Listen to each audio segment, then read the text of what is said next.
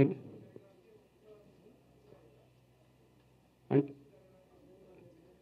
నాకు కుట్రలు కుతంత్రాలు అవన్నీ మనకేం వద్దండి ఇంకా. ఎందుకంటే ఎవరు ఏదున్నా అంతిమంగా బాధపడ్డది నేను చెప్పాల్సింది నేను, ఇక్కడ కంప్లీట్ చేయాల్సింది నేను. రేపు సభ్యులు కనుక నిర్ణయిస్తే నా వెనకైతే వేరే బయట కుట్ర ఏముందో లేదు, మా సభ్యులే ఉన్నారో అందరికీ తెలిసిందే. సరే ఆ సభ్యులు వెనక ఎవరు ఉన్నారో నాకు తెలియదు, నేను ఎవరిని కూడా మళ్ళా విమర్శించేది కూడా లేదు కాబట్టి అది అంతిమంగా జనరల్ బడిలో మాట్లాడతానండి.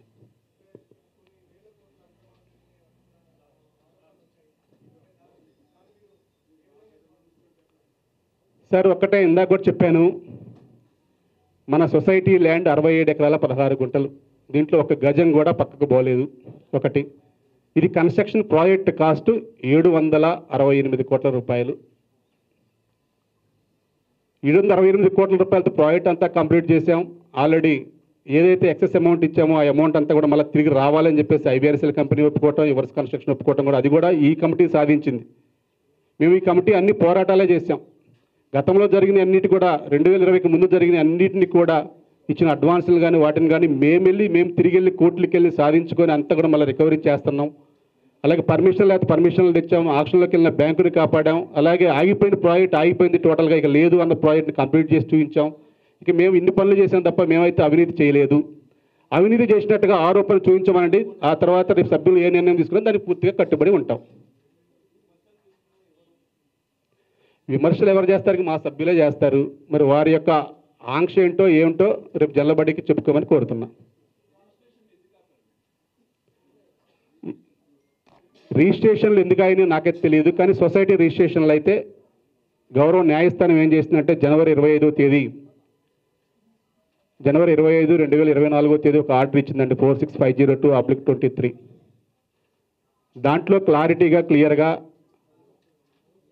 ఇంకా సొసైటీలో 160 ఫ్లాట్లు రిజిస్ట్రేషన్లు పెండింగ్ ఉన్నాయి. ఆ 160 ఫ్లాట్లు పెండింగ్ ఏవైతే ఉన్నాయో ఇట్లా పలు కంప్లైంట్స్ వస్తున్నాయి కాబట్టి మరొకసారి ఆ 160 మంది రిజిస్ట్రేషన్లు డీసీఓ గారిని, కమిషనర్ గారిని చెక్ చేసి మేనేజ్మెంట్ కమిటీకి ఇవ్వండి, వాళ్ళు రిజిస్ట్రేషన్ చేస్తారు అని చెప్పేసి అది 4 నెలల్లో కంప్లీట్ చేయండి అని మే 24వ తేదీకి డేటు పెట్టి వాళ్ళు ఇవ్వడం జరిగింది. వారిని మేము సంప్రదించాము. ఈ ఎలక్షన్స్లో ఉన్నాం కాబట్టి కొంచెం వ్యవధి ఇవ్వండి అని చెప్పేసి వారు కాలయాపన చేయడం జరిగింది. వారికి ఉన్న ఒత్తిడి మేర మరి వారు ఇస్తే కంపల్సరీగా రిజిస్ట్రేషన్ చేయవలసిందే. అలానే సెకండ్ రిజిస్ట్రేషన్ కూడా ఆగినాయి అని చెప్పేసి మా దృష్టికి వచ్చినప్పుడు మేము వారిని అడిగాము. మేము వాళ్ళు చేస్తాము కానీ మాకు ఆఫీసర్ల నుంచి పర్మిషన్ కావాలి అన్నారు. కానీ మాకు ఆపినట్టుగా ఎటువంటి ఆధారం అయితే వాళ్ళు చూపలేకపోయారు. మరి ఎందుకు ఆపారు అనేది మాకైతే అఫీషియల్గా రీజన్ లేదు.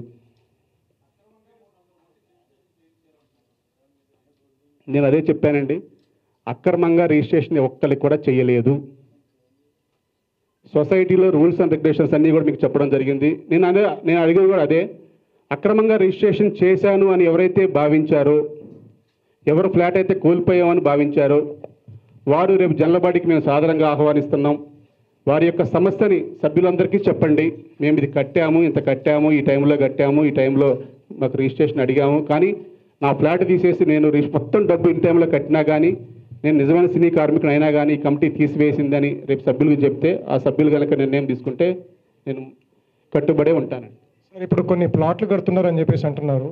కొన్ని అంటే అవి కట్టిన తర్వాత ఎవరికి ఇస్తారు, దాని తర్వాత అలాట్మెంట్ ఎట్లా ఉంటుంది, ఫస్ట్ క్వశ్చన్. దాని తర్వాత మీరు పార్టీ మారిన తర్వాత ఇవన్నీ ఇబ్బందులు అవుతున్నాయా అని చెప్పేసి కొన్ని ఆరోపణలు వినిపిస్తున్నాయి. ఫస్ట్ మీరు బీజేపీలో గెలిచిన తర్వాత టీఆర్ఎస్కి వెళ్ళారు. టీఆర్ఎస్ అధికారంలో లేని తర్వాతనే ఇప్పుడు కాంగ్రెస్ పార్టీ వచ్చిన తర్వాత మీ మీద కుట్ర పన్ని మిమ్మల్ని అరెస్ట్ చేశారని చెప్పేసి ఒక ఆరోపణలు వినిపిస్తున్నాయి. దాని తర్వాత మీ ప్రెసిడెంట్ పదవి పోయిన తర్వాత ఎవరైతే మీద ప్రెసిడెంట్ పదవికి మీరు రాజీనామా చేస్తే, అంటే మీరందరూ కూడా మీరు ప్రెసిడెంట్గా ఉండడం ఇష్టం లేదని చెప్పేసి తెలుస్తూ ఉంది. అయితే మీ ప్రెసిడెంట్ పదవికి రాజీనామా చేస్తే ఈ యొక్క కేసులన్నీ కూడా మీతో వచ్చేమైనా కాంప్రమైజ్ చేసుకుంటారా? అంటే వాళ్ళు సహకరిస్తారా సొసైటీకి నేను రిజైన్ చేస్తానంటే? అంటే నాకు వచ్చినటువంటి అనుమానము, దాని తర్వాత మీ మీద ఇవన్నీ కుట్రలు జరిగినాయి. ఇప్పుడైతే చాలా మటుకు ఈ సొసైటీ ఫామ్ కావడానికి అనిల్ గారే వల్లభ్రని అని చెప్పేసి అన్నారు, మీ ద్వారానే మొత్తం జరిగిందని చెప్పేసి అన్నారు. కానీ ఇప్పుడు చూస్తే మాత్రం ప్లేట్ పిరాంచింది, దాని తర్వాత మీ మీద కేసులు పెట్టడం జరిగింది. ఇన్ని సంవత్సరాల నుంచి లేనిది ఈ రోజే ఇవన్నీ ఎందుకు వచ్చాయి? దాని తర్వాత ఇవన్నీ కూడా మీ మీద జరుగుతున్నట్టు కుట్ర అని చెప్పేసి అనిపిస్తూ ఉంది. కానీ మీదేమో మీకేదో ఎవరి మీద ద్వేషం లేదు, అది దేవుడు చూసుకుంటారని చెప్పి మీరు అంటున్నారు. మీరు చాలా క్వశ్చన్లు అడిగారు సార్. ఒకటే, నాకు రాజకీయ పార్టీ అనేది నా వ్యక్తిగతం, అది వ్యవస్థకు సంబంధించిందేం కాదు. కానీ వ్యవస్థ అనేది, సొసైటీ అనేది ఎప్పుడైనా సరే అధికార పార్టీ ఏదుంటే ఆ పార్టీకి మద్దతుగా, ఆ పార్టీ కార్యకలాపాలకి అన్నిటికీ కూడా సపోర్ట్ చేస్తూ వెళ్తూ ఉంటుంది. ఆ తర్వాత మేము సొసైటీ పాలకవర్గం అంతా కూడా మన ఇండస్ట్రీ పరంగా, ఫిల్మ్ ఇండస్ట్రీ పరంగా గౌరవ ముఖ్యమంత్రి వర్యులు రేవంత్ రెడ్డి గారిని కలవడం జరిగింది. ఆ రోజు చిత్రపురి గురించి కూడా మాట్లాడితే అతి త్వరలో ఇండస్ట్రీ అంతా కూడా అన్ని విషయాలు కూడా చర్చిద్దామని చెప్పారు. కానీ మా దృష్టికి చాలా కంప్లైంట్స్ వస్తున్నాయి, మీరు కంప్లైంట్స్ ఏమి రాకుండా చూసుకోండి అని కూడా ఆ రోజు మాకు చెప్పడం జరిగింది. ఆ తర్వాత తుమ్మల నాగేశ్వరరావు గారు మా కోఆపరేటివ్ శాఖ మంత్రి వర్యులు, వారిని కూడా కలవడం జరిగింది. వారికి అన్ని వివరాలు వివరించడం జరిగింది. అలాగే మన సినిమాటోగ్రఫీ మంత్రి వర్యులు కోమటిరెడ్డి వెంకరెడ్డి గారిని, వారిని కలవడం జరిగింది. అన్ని విషయాలు చెప్పాము. కానీ ఇప్పుడు కూడా మేము ఫైనల్గా వారిని రేపు కలుస్తున్నాము. మరలా ఒక్కసారి ఎవరైతే అభియోగాలు చేస్తున్నారో వారందరినీ కూడా ఒక్కసారి మాకు జాయింట్ మీటింగ్ ఏర్పాటు చేసి ఈ యొక్క జల్లబాడీకి వారందరూ కూడా మేము తీసుకున్న నిర్ణయాలని వారి ముందు పెట్టి ఒక నిర్ణయం తీసుకొని దాన్ని బట్టి వెళ్దామని ఇంకా ఫైనల్ టాస్క్ అనుకోండి ఇది.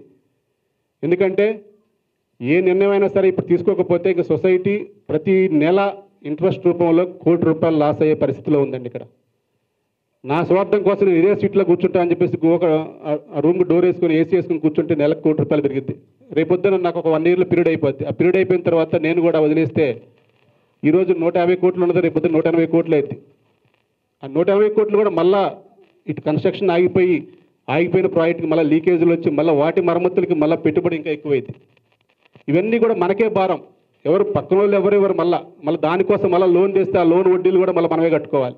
ఇవన్నీ ఉంటాయి కాబట్టి నేను దానికి పూర్తిగా సభ్యుల నిర్ణయానికి కట్టుబడి ఉంటా. అలాగే మీరు చెప్పినట్టుగా ఇప్పుడు నేను ఆఫర్గానే భావిస్తాను దాన్ని. నేను రిజైన్ చేస్తే సొసైటీకి వాళ్ళు సహకరిస్తామని కనుక మీ ద్వారా ఆ పెద్దలందరూ ఎవరన్నా కనుక నిజంగా అందరితో మాట్లాడి అనిల్ ఒక్కడు తప్పుకుంటే మేము అందరం సహకరిస్తామని చెప్పేసి అటువంటి ఆధారంతో కనుక వస్తే అది తీర్మానం రేపు జల్లబడిలో పెట్టుకొని నేను కమిటీ సభ్యులుగా ఇక్కడ పక్కనే కూర్చుంటా. వాళ్ళకి నచ్చిన వాళ్ళని ప్రెసిడెంట్గా ఎన్నుకోమనండి. హ్యాపీగా దానికి కూడా నేను స్వాగతిస్తున్నా. రోజు ఉండాలి, దాని తర్వాత బీఆర్ఎస్ ప్రభుత్వంలో రోజు ఉండాలి, అక్కడ ఉండాలని చెప్పేసి అన్నారు. మళ్ళీ ఇప్పుడు రోజు తీసేసి మళ్ళీ ప్లాట్లు కట్టమని చెప్పేసి ఒకటి అంటున్నారు. అట్లేం లేదండి. మున్సిపాలిటీ వాళ్ళు నోటీస్ కూడా ఇచ్చారు కదా రో హౌస్ గురించి. రో హౌస్ గురించి నోటీస్ అంటే ఇక్కడ కన్స్ట్రక్షన్ ఒక 6 రోజులు ఎక్కువ కట్టారని చెప్పేసి వారు కోర్టుకి వెళ్ళడం జరిగింది. అక్కడ కోర్టు ఏమో అసలు వాస్తవాన్ని ఇవ్వమంటే వాస్తవాన్ని ప్రజెంటేషన్ చేస్తే అసలు టోటల్గా ఇది మరి జీవో ప్రకారం కట్టారా లేదా అని చెప్పేసి అది కోర్టు పరిధిలో ఉంది. మరి అది కోర్టు ఏ నిర్ణయం ఇస్తుందో దాని ప్రకారం మేము ముందుకెళ్ళడానికి మేము సిద్ధంగా ఉన్నాం. మేము దాని మీద డెసిషన్ తీసుకునేది ఏం లేదండి. హెచ్ఎండి పర్మిషన్ ఇచ్చింది, దాని ప్రకారం మేము కట్టాము, దాని ప్రకారం మేము నివాసం ఉంటున్నాం. కానీ దాంట్లో కొందరు సభ్యులు రోహౌస్ సభ్యులే కోర్టుకి వెళ్ళారు. అది కోర్టు పరిధిలో ఉంది. అది వారి నిర్ణయం. మరి రోహౌస్ మీద వారు ఏ నిర్ణయం తీసుకుంటే మేము ఆ నిర్ణయానికి కట్టుబడి ఉండాలి తప్ప మా వ్యక్తిగత నిర్ణయం అయితే ఏమి ఉండదు. ఉన్నాయి కదా, ఉంటున్నారు కూడా దాంట్లో.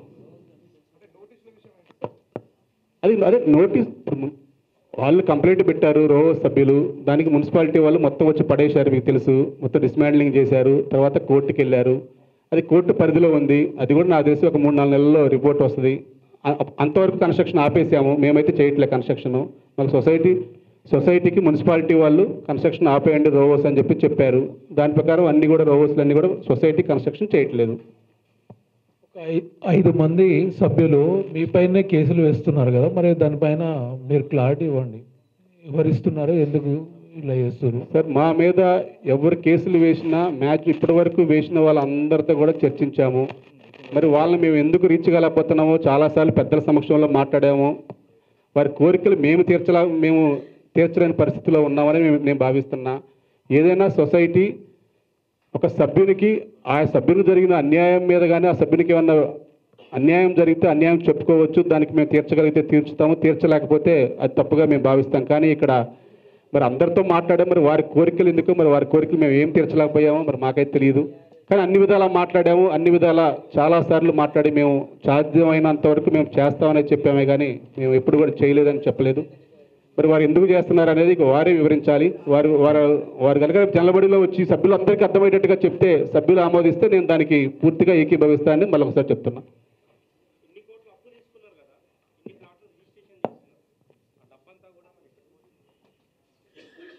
అర్థం కాలేదు సార్, ఒకసారి ప్లీజ్.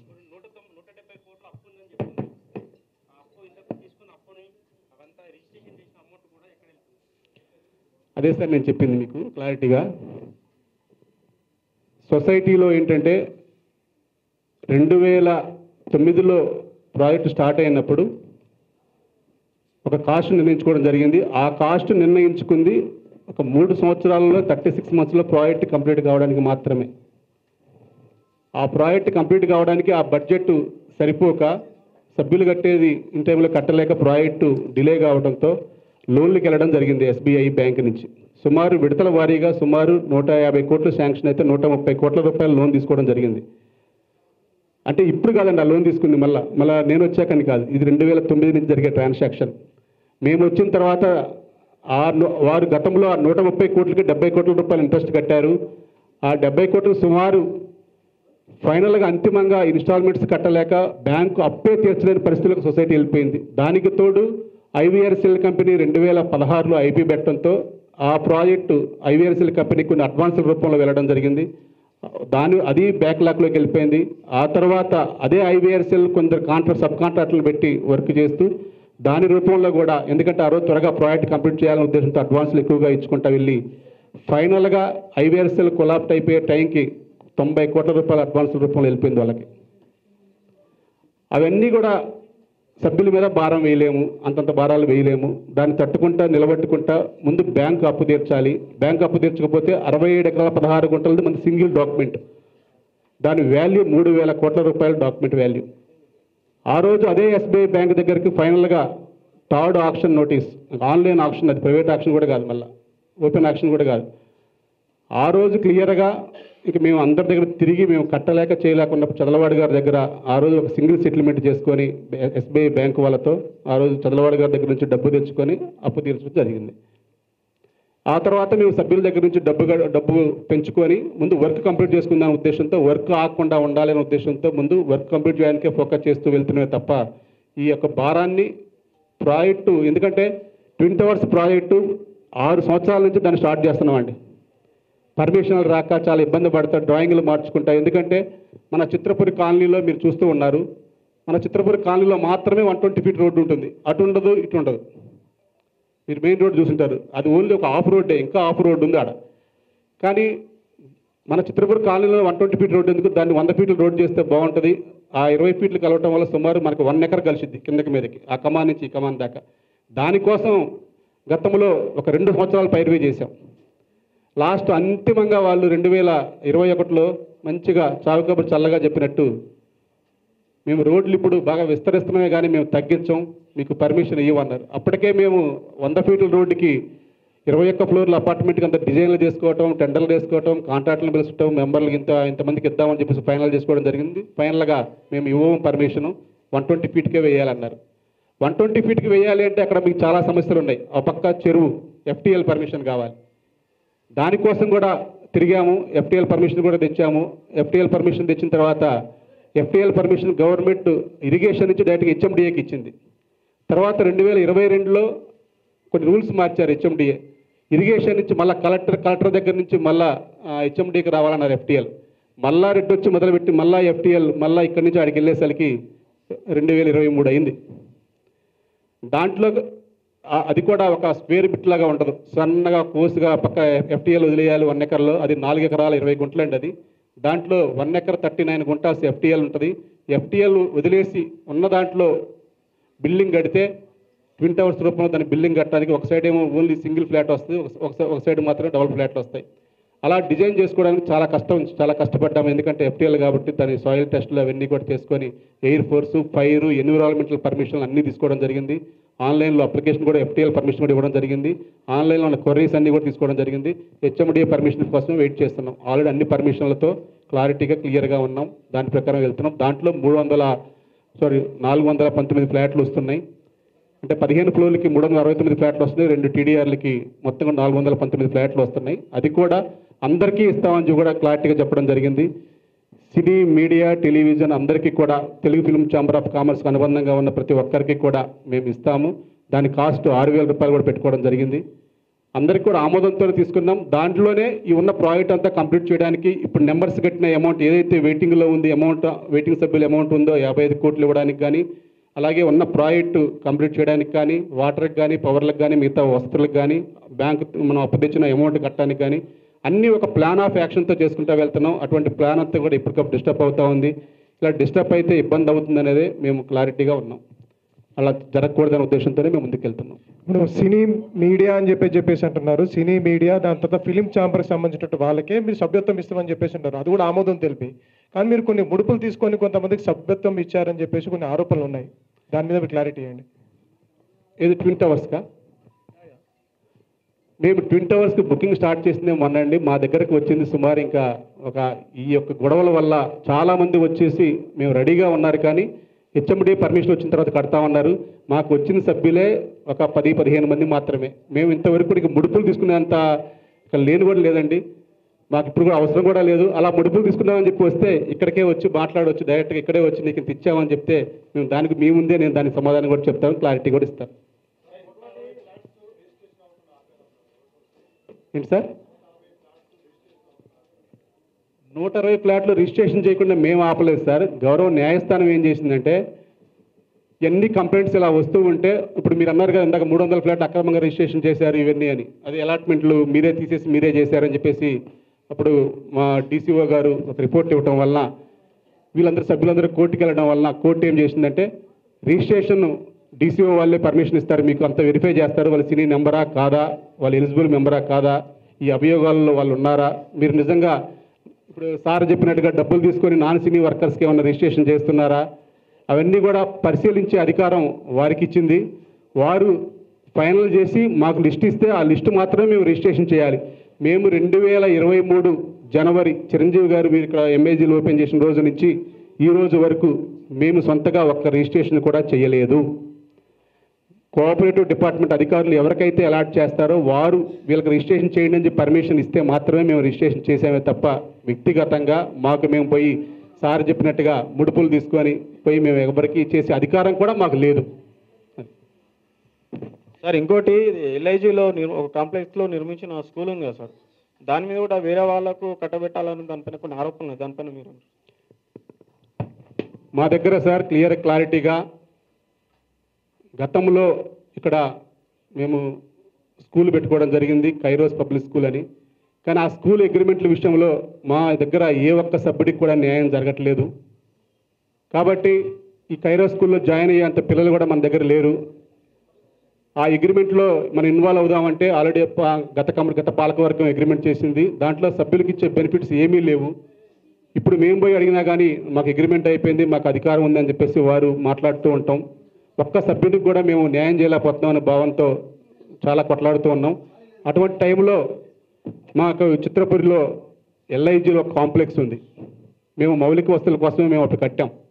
ఆ కాంప్లెక్స్ గత 6 సంవత్సరాల నుంచి చాలా ఖాళీగా ఉంటుంది. కింద ఒక ఫ్లోర్ మాత్రమే షాపింగ్ కాంప్లెక్స్గా షాపులు ఉన్నాయి, మిగతా అంతా నిరుపయోగంగా ఉంది. అప్పుడు చాలామంది సభ్యులు కోవిడ్ టైంలో మన దగ్గరే ఒక స్టేట్ స్కూల్ పెడితే బాగుంటుంది అంటే మళ్ళీ ఆ స్టేట్ స్కూల్ పెట్టే అధికారం కూడా మనకు లేదు. ఎందుకంటే కైరో స్కూల్ వాళ్ళకి అప్పుడు స్టేట్ అండ్ సెంట్రల్ స్కూల్ పెట్టే అధికారం ఇచ్చారు. మళ్ళీ వారితో మాట్లాడి మేము స్టేట్ స్కూల్ పెడితే బాగుంటుందని చిత్రపూరి పబ్లిక్ స్కూల్ పేరు మీద మేము ఒక సంస్థ స్టార్ట్ చేసి మేమే స్కూల్ పెట్టడం జరిగింది.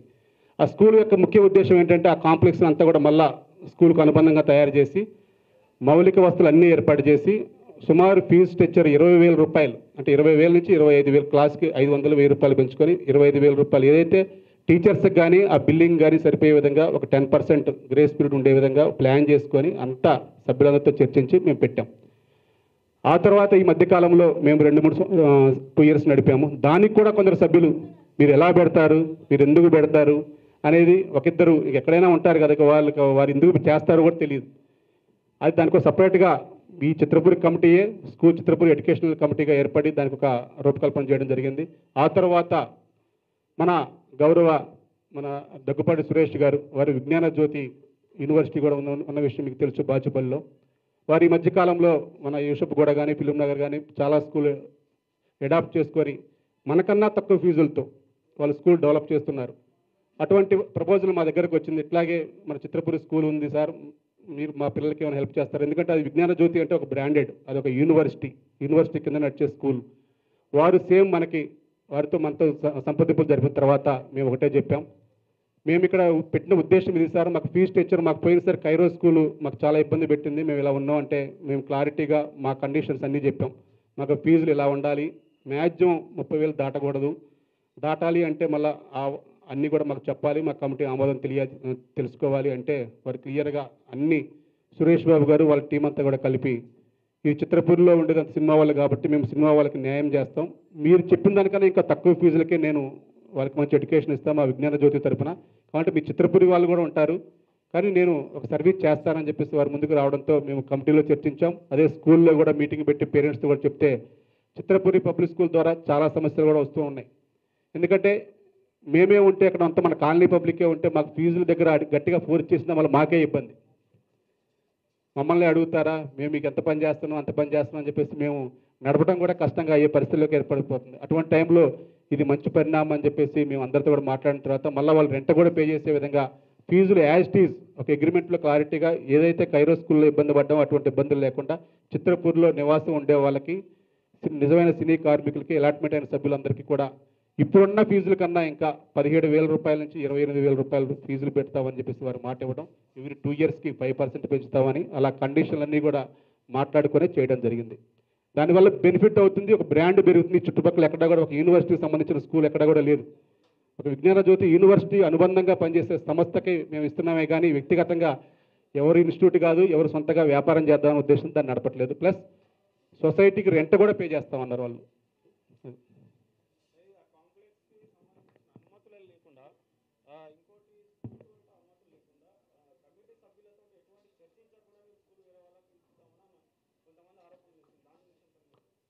సార్ ఇక్కడ ఇండివిజువల్గా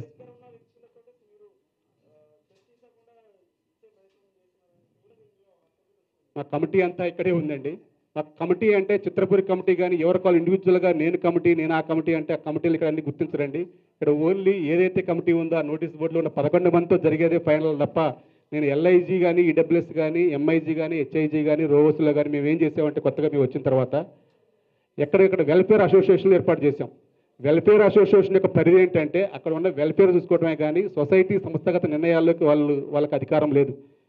ఇక్కడ అధికారం ఉండేది సొసైటీకి ఉంటుంది. సొసైటీ పాలక వర్గ మీటింగ్ పెట్టుకొని దానికి సపరేట్ బైలా తయారు చేసాం, దానికి సపరేట్ కమిటీగా ఈ కమిటీ ఉంది. అది ఎవరు ప్రెసిడెంట్ అయితే నెక్స్ట్ ఓన్లీ ఇప్పుడు ప్రెసిడెంట్ కాబట్టి ఇప్పుడు నేను దానికి చైర్మన్, నెక్స్ట్ ఇంకో కమిటీ వస్తే ఆ కమిటీ ఆటోమేటిక్గా దానికి చైర్మన్ అయితే తప్ప అది నా వ్యక్తిగత స్కూల్ కాదు, అది కాదు. వాళ్ళు చెప్పే వర్షన్ ఎలా ఉంటుందంటే ఇది ఉండ పాలకవర్గం ఓన్గా రాసేసుకుంది అంటారు. అది కాదు. నేను అటువంటి అపోహలు ఉన్నా సొసైటీ పాలకవర్గం ఆటోమేటిక్గా మారితే ఆటోమేటిక్గా అక్కడ కూడా మారిపోతుంది. అలాగే ఉంటుంది తప్ప ఇది చిత్రపూరి సభ్యులకి బెనిఫిట్. కొందరు స్వార్థానికి మేము అందరినీ కూడా ఇక్కడ ఒకటే నేను చెప్పేది, మీరు చెప్పేది మరలా చెప్తున్నా, మేము చెప్పేది అబద్ధమైనా నిజమైనా ఇక్కడ మీడియా ముందు ఏదో మాట్లాడారు ఏదో చేశారు అని కాదు. నేను మాట్లాడేది తప్పైతే మీ దగ్గర ఉన్న ఆధారాలతో ఇప్పుడు నేను పూర్తి ఆధారాలతో మీరు ఏం అడిగినా సరే పూర్తి ఇవ్వడానికి నేను అన్ని ఆధారాలతో వచ్చాను, ఒరిజినల్స్తో వచ్చాను ఎక్కడైనా సరే. ఎందుకంటే సొసైటీ ఇంత కష్టాల్లో ఉంది మీరు మమ్మల్ని ఆదుకోండి అని చెప్పేసి మేము ఎన్నిసార్లు అంటే గవర్నమెంట్ ఆఫీసుల చుట్టూ ఎన్నిసార్లు తిరిగామంటే మీరు ప్రతి రిప్రజెంటేషన్లో ఇచ్చాం సొసైటీ క్లిష్ట పరిస్థితిలో ఉంది ఆదుకోండి లేకపోతే సలహా ఇవ్వండి అంటే మీ ఫైనాన్షియల్ మ్యాటర్తో మాకు సంబంధం లేదంటారు. ఫైనాన్షియల్ మ్యాటర్ ఎవరు చేసుకోవాలి? మనం ఇక్కడ కూర్చొని చేసుకోవాలి. ఈ రోజు కూడా చూడండి క్లియర్గా 147 కోట్ల డెఫిసిట్. ఈ షీట్ మారదుగా, ఆడిట్ రిపోర్ట్ మారదుగా. 147 కోట్లు రేపు మొన్న మార్చికి లోటు బడ్జెట్. సభ్యుల దగ్గర నుంచి సింపుల్ మాట అండి, లాస్ట్ సభ్యుల దగ్గర నుంచి రావాల్సింది ఈరోజు మాకు 17 కోట్లు అన్ని వసూలు అయితే రోవర్స్ కానీ ఎంఐజీ కానీ డూప్లెక్స్ కానీ, ఎందుకంటే కొంచెం మార్టిగేజ్ ఉన్న డబ్బులు బ్యాంకు లోన్ రిలీజ్ అయితేనే వస్తాయి. రిజిస్ట్రేషన్ జరగట్లేదు కాబట్టి ఆ మార్టిగేజ్ పర్మిషన్ రాలేదు కాబట్టి ఇంకా రిలీజ్ కాలేదు కాబట్టి అవి రాలేదు. 17 కోట్లు రావాలి. మేము ఖర్చు పెట్టవలసింది 164 కోట్లు. 17 కోట్లు మైనస్ చేస్తే 147 కోట్లు లోటు బడ్జెట్. ఇది ఎవరు వచ్చినా ఈ లోటు బడ్జెట్ కంప్లీట్ చేస్తూ వ్యవస్థను ముందుకు తీసుకెళ్తాను. అనిల్ లేకపోతే మేము కంప్లీట్ చేస్తాం, మా దగ్గర సోర్సెస్ ఉన్నాయి, మేము చేసేది కరెక్ట్ అని కనుక వారు భావిస్తే మేము అతి త్వరలో జనరల్ పెడతామండి. జనరల్ అందరిని ఆహ్వానిస్తున్నాం. ఆ జనరల్ మీటింగ్ అయిన తర్వాత మరొక్కసారి పత్రికా సమావేశం ఏర్పాటు చేసి అక్కడే సభ్యులందరూ తీసుకున్న నిర్ణయం ప్రకారం కనుక వారు నిజంగా వారికే అప్పచెప్పండి అంటే నేను అదే పత్రికా సమావేశం ముందే నేను ఇక్కడే మా కమిటీ వాళ్ళని కూడా అడుగుతాను, మీరు ఉండాలంటే ఉండండి, నేనైతే ప్రెసిడెంట్ పోస్ట్ రిజైన్ చేస్తానని చెప్పేసి అక్కడే తప్పుకొని వారు చేస్తారంటే ఇది డైరెక్ట్గా మీరు చేస్తారంటే మిమ్మల్ని వచ్చి ప్రెసిడెంట్ చేసే అధికారం ఇక్కడ ఉండదండి. ఇది ఒక సిస్టమేటిక్గా వెళ్ళింది కాబట్టి కోఆపరేటివ్ అధికారులు జరిగేది కాబట్టి లేదు బాడీ అంతా రిజైన్ చేయండి ఎలక్షన్కి వెళ్దాం మొత్తం పనంతా కంప్లీట్ చేసే అధికారం ఉంటుంది. మొత్తం కూడా మేము కూడా సహకరిస్తాం, కేసులన్నీ విత్డ్రా చేసుకుంటాం, ఎలక్షన్కి వెళ్దామని చెప్పేసి ఎవరన్నా ప్రపోజల్ కనుక పెద్ద మనుషుల సమక్షంలో మాట్లాడితే అలా మేము కూడా డైరెక్ట్గా కమిటీ మొత్తం కూడా రిజైన్ చేసి మేము ఎలక్షన్కి వెళ్ళడానికి కూడా మేము సిద్ధం. సొసైటీ బాగుపడుద్ది అంటే నేను దానికి కూడా సిద్ధం. అంతేకాని వేరే వ్యక్తిగతంగా నేను ఎవరి మీద ఆరోపణలు చేయట్లేదు. నేను న్యాయస్థానం తీర్పును గౌరవిస్తా. నేను అంతిమంగా విజయంతో బయటకు వస్తా. దానికి ఏం ప్రాబ్లం లేదు. పోలీసు వారికి నేను ఎప్పటికప్పుడు సహకరిస్తాను ప్రతి విషయంలో. కానీ వ్యక్తిగత కక్షలు పెట్టుకోవద్దు దయచేసి. దానివల్ల సొసైటీ మనుగడ దెబ్బతింటుంది. వ్యక్తిగతంగా నా ఒక్కడే ఇక్కడ అనిల్ అని మీరు ఇందాక కూడా అడిగారు. నేను డే 1 నుంచి చెప్తున్నా, ఏ చిన్న సమస్య వచ్చినా నేను ప్రతి ఒక్కరితో మాట్లాడతాను. కాబట్టి ఇక్కడ మౌలిక వస్తువుల విషయంలో కానీ, ఎల్ఐజీ, ఈడబ్ల్యూఎస్ ప్రతి ఒక్క విషయంలో కానీ, పంచాయతీలు కానీ, ఫ్లాట్ రాని వాళ్ళతో కూడా నేనే మాట్లాడి మీకు ఇప్పిస్తానమ్మా అని చెప్పుకుంటా వచ్చాను కాబట్టి జరిగింది. నేను కూడా అందరితో పాటు ప్రశాంతంగా ఉంటూ నేను కూడా సాయంత్రం వచ్చి పొద్దున ఇంటికి వెళ్ళిపోతే నాకు ఇవన్నీ వచ్చాయి కాదు.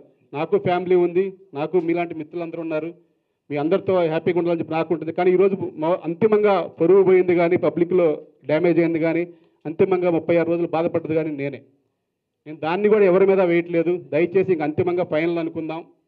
సభ్యులకు బాగు చేస్తానంటే ఒక నెల రోజుల్లో జల్లబడి పెడతాం. ఆ తర్వాత ఇదే పత్రికా సమావేశం ముందు నేను చేసిన తప్పుని జల్లబడిలో ఒక నిర్ణయిస్తారు. కాబట్టి ఆ తప్పు చేసిన దానికి ఏం శిక్ష అయినా సరే అనుభవిస్తూ నేను ఈ సొసైటీని తప్పుకోవడానికి కూడా సిద్ధంగా ఉన్నాను. సార్, ఇప్పుడు మీరు మాట్లాడుతూ టీఆర్ఎస్ పార్టీ ₹1 కూడా ఇవ్వలేదు డెవలప్మెంట్కి. డెవలప్మెంట్కి ₹1 ఇవ్వకపోతే మీరు పార్టీలో చేరాల్సిన అవసరం ఏమొచ్చింది? నేను పార్టీ అనేది నాకు అలా అనుకుంటే గౌరవ ముఖ్యమంత్రి రేవంత్ రెడ్డి గారితో మేము పనిచేసాము. నాకు ప్రకాష్ గౌడ్ గారి అభిమానం కాబట్టి ఆయన యొక్క ఆహ్వానం మేరకు ఆయనకు సపోర్ట్ చేసాము తప్ప పార్టీలతో మేము కాదు. ఆ రోజు వారు వచ్చి ఆహ్వానించారు కాబట్టి వెళ్ళాము. తర్వాత ఎప్పుడైనా సరే మేము నా యొక్క భవిష్యత్తు ఏంటి అనేది రేపు ఒక నెలలో తెలిపోతుంది. కాబట్టి దాని తర్వాత నా భవిష్యత్ కార్యాచరణ నాకు ఉంటుంది. దాని ప్రకారం వెళ్తాం. నేను అన్నది గత ప్రభుత్వం సపోర్ట్ చేయలేదంటే ఫైనాన్షియల్గా స్ట్రగుల్లో ఉన్నప్పుడు ఏ ప్రభుత్వం అయినా సరే మీరు చూసుకోండి అన్నారా తప్ప ప్రభుత్వం ఎక్కడి నుంచి ఇస్తుంది? మీ సొసైటీలో జరిగే మీరు చేసిన అప్పులకి ప్రభుత్వానికి మీద భారం వేయటం కూడా మనం కూడా కాదు. కాబట్టి అయినా సరే ఒక పెద్ద మనుషులుగా ఏమన్నా చేస్తారేమో, పంచాయతీ చేస్తారని చెప్పి మేము సంప్రదించాం. కానీ ఎవరు కూడా హెల్ప్ చేయలేదు అంటుంది తప్ప వారి మీద విమర్శ కాదు. ఓకేనా? ఇంకేమైనా ఉన్నాయా? Okay, thank you.